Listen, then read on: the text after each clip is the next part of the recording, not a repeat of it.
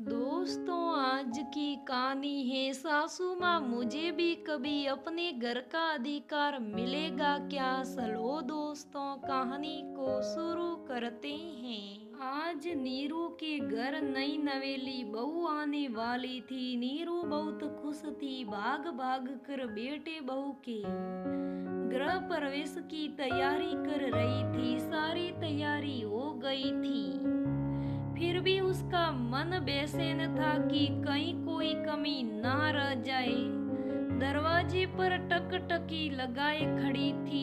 इस शुभ अवसर पर उसे आज वो दिन याद आ रहा था जब 25 साल पहले उसने खुद दुल्हन बनकर इस घर की दहलीज पर, ससुराल की दहलीज पर कदम रखा था। वो सारे दिन उसकी आंखों के आगे सलसित्र की बातें घूमने लगी। बहू, ये तुम्हारा ससुराल है, मायका नहीं, थोड़ा लिहाज से रहो।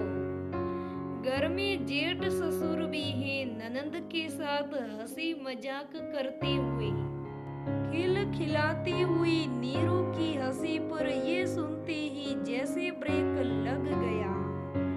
अभी 10 दिन पहले ही तो आई है, 10 दिन हुए हैं शादी को। 18 साल की अल्लड़ आयु में नीरू को पता नहीं था कि ससुराल में कैसे रहा जाता है। बचपन से यही सुनती आ रही थी कि लड़की तो पराई अमानत होती है। उसका असली घर तो उसका ससुराल ही होता है। लेकिन यहाँ तो हर वक्त यही सुनने को मिलता था, ससुराल में ऐसे नहीं करते, वैसे नहीं करते, ये सब यहाँ नहीं चलेगा। जब यहाँ नहीं चलेगा तो कहाँ चलेगा। बस यही सवाल नीरू के दिमाग में घूमता रहा।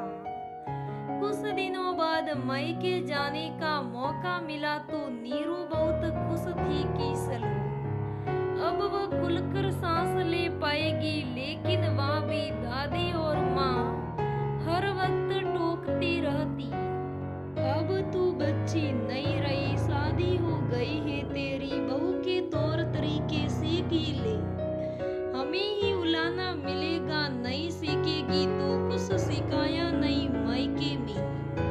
मायके में 10 दिन बीत गए तो ससुराल से बुलावा आ गया।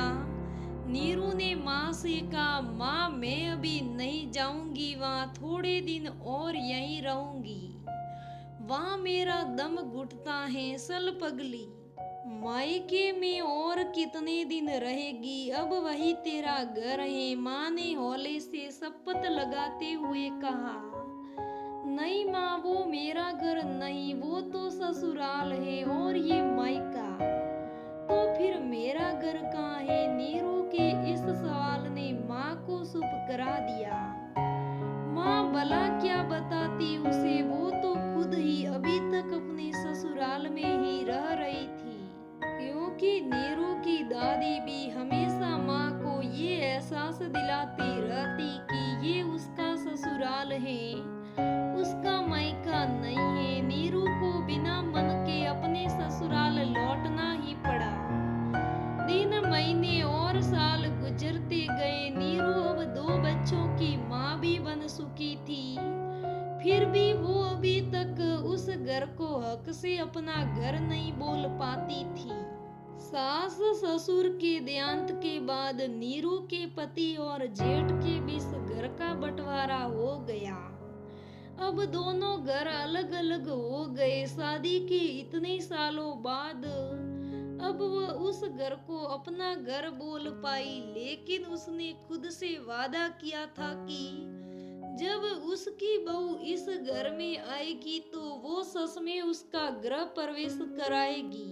वो अपनी बहू को ससुराल और मायके के बीच अपना कहलाने वाला घर देगी, ताकि उसे भी इस घर को घर कहने में एक अरसा ना लगे। तभी बैंड बाजों की आवाज से उसकी तंद्रा भंग हो गई। नीरू भागकर आरती का थाल ले आई। आपने बेटे और बहू के माथे पर तिलक लगाकर बोली, आओ बहू तुम्हारा स्वागत है अपने घर में, अपना पहला कदम रखो। तो दोस्तों नीरू जैसी सास हर कोई नहीं होती।